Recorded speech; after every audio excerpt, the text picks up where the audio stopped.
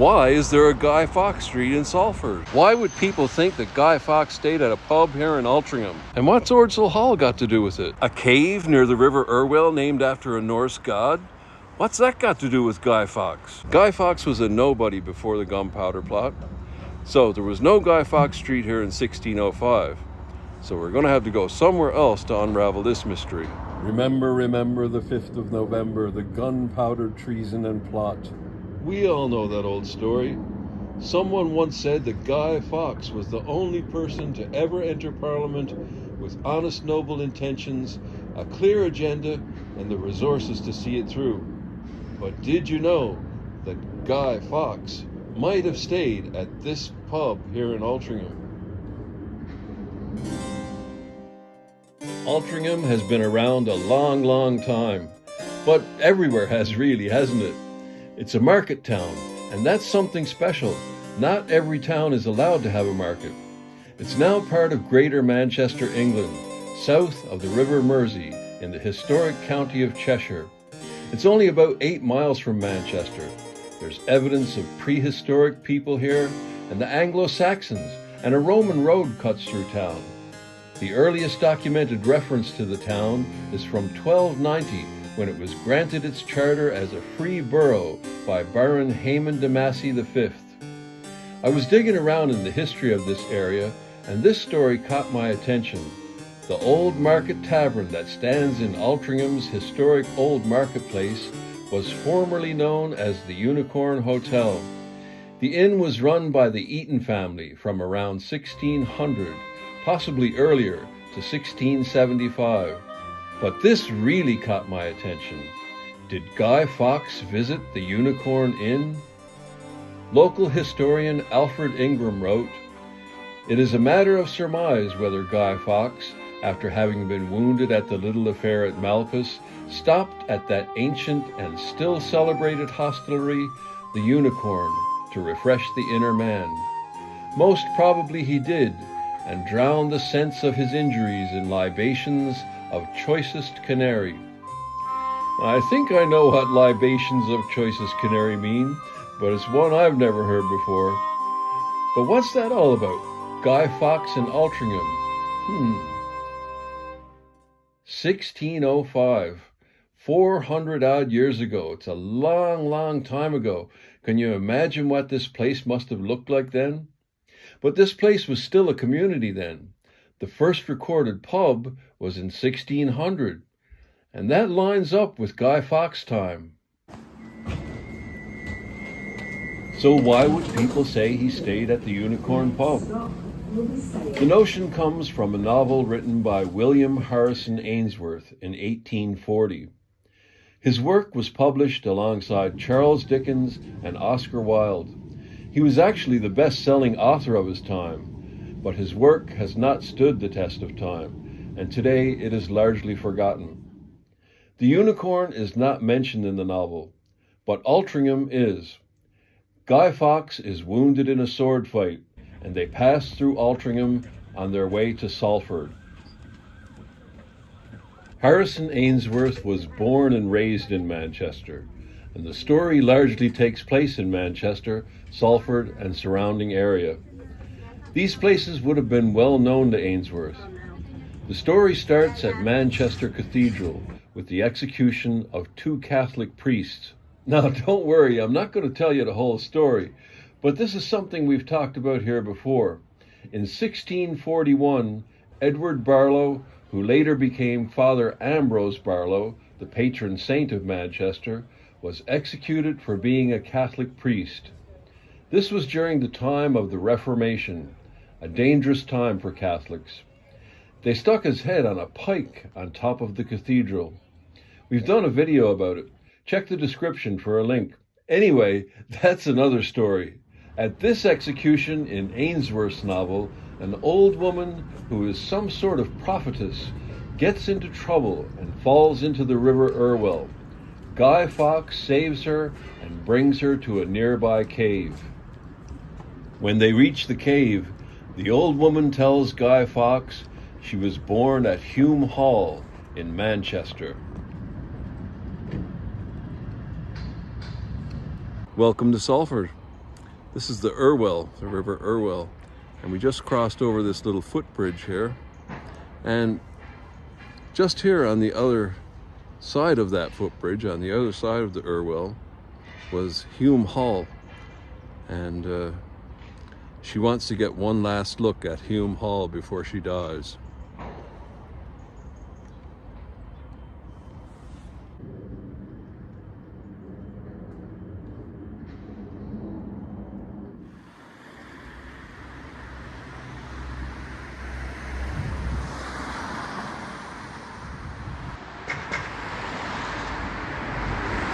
This is the curiously named Woden Street.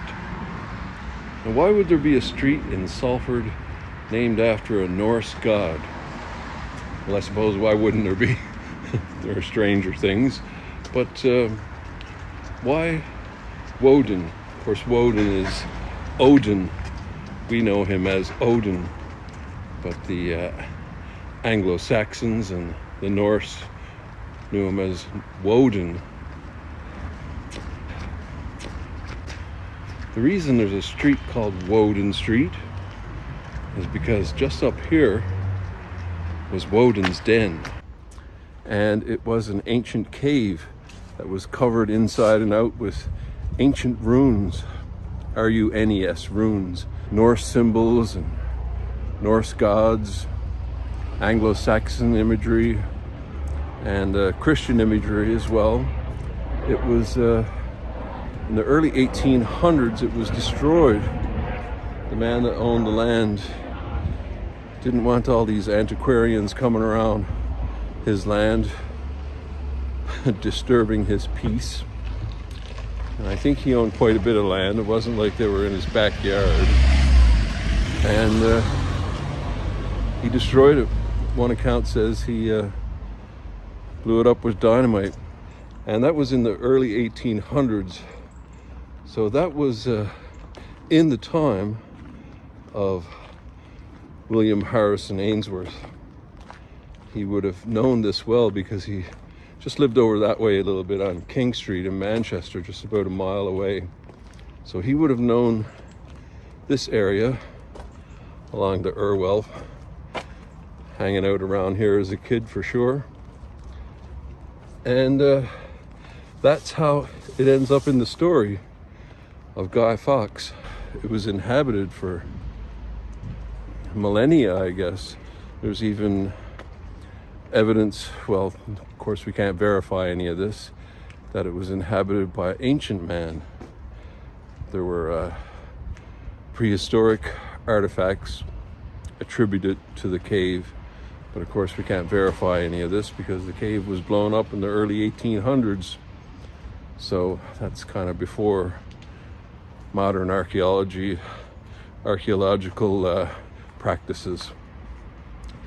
And can't verify that they came from the cave, but there's evidence of prehistory, Anglo-Saxon writings inside, and Norse writings, and early Christians. It was an early Christian hermitage, like monks or priests or whatever would live in there and be holy.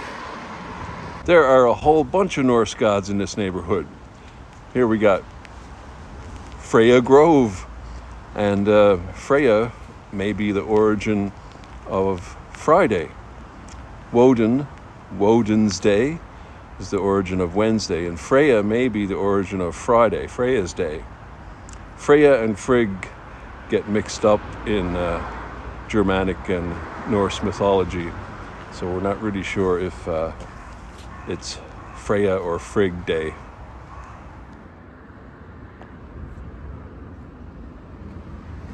I'm hiding under the eave of a several hundred-year-old house.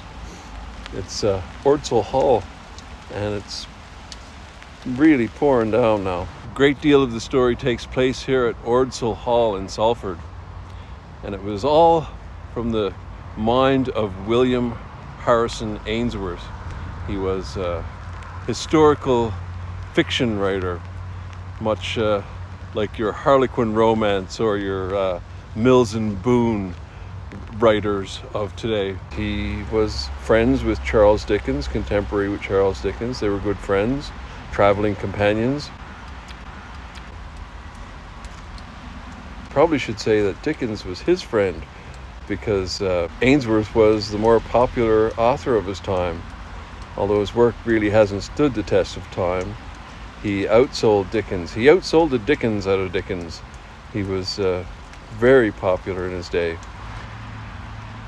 One of the stories, most of it takes place here at Ordsall Hall, about Guy Fawkes staying here at Ordsall Hall, and Gatesby has a love affair with Viviana Radcliffe, a fictional character. She's not one of the actual Radcliffes of Ordsall Hall. I can't remember the story, you'll have to forgive me. It's a really terrible, terrible book. It's not good writing, and it's a lot of it's made up. A lot of the history is made up. Of course, Guy Fawkes probably never was in Manchester. It's possible, but unlikely. It's the 19th century petrol station. Where do you start in a place like this? There's so much to see here. Aha! Guy Fawkes was here. Ainsworth's novel about Guy Fawkes is only slightly more accurate than the movie Braveheart. In 1841, Edgar Allan Poe wrote in a review of the work that it was positively beneath criticism and beneath contempt. He went on to say the design of Mr. Ainsworth has been to fill for a certain sum of money a stipulated number of pages. Ainsworth's novel transformed Fawkes into an acceptable fictional character, and Fawkes subsequently began to appear in children's books and penny dreadfuls. If you've ever heard of the notorious highwayman Dick Turpin, it's because of Harrison Ainsworth's novel Rockwood. Dick Turpin was an unknown and forgotten story until Ainsworth told it. His novel about Guy Fawkes is filled with inaccuracies and fiction. However, it is also filled with a lot of factual information. He used actual transcripts of Fawkes' trial for the latter part of the novel, which is why people believe the story of Guy Fawkes in what we now call Greater Manchester. The Radcliffes, well, of course, everyone was Catholic at one time. Well, not everyone, but all the Christians were all Catholics at one time. But this would have been the type of place you would put a priest hole. But it's a bit obvious, isn't it? Up in the attic, a bit obvious. Priest holes were a lot cleverer than that, but they did use the attic for sure. There is a little hidden space behind here. And you can see there's a fireplace in there.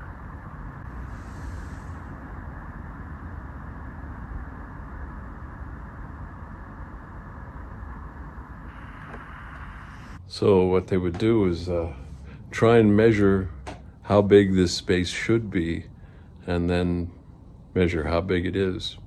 But that's really difficult to do, isn't it? Like, we have this wall here, but who's to say that's not the end of the building?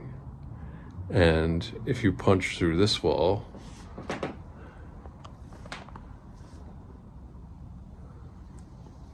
and you find this wall, who's to say that's not the exterior wall? It's difficult to know. But as I said, there were much cleverer hiding places for priests than the attic. Sir John Radcliffe was a Catholic and a Catholic sympathizer, so there were probably priest holes in a place like this. And that's how the Guy Fawkes story starts, with the execution of two priests next to Manchester Cathedral. And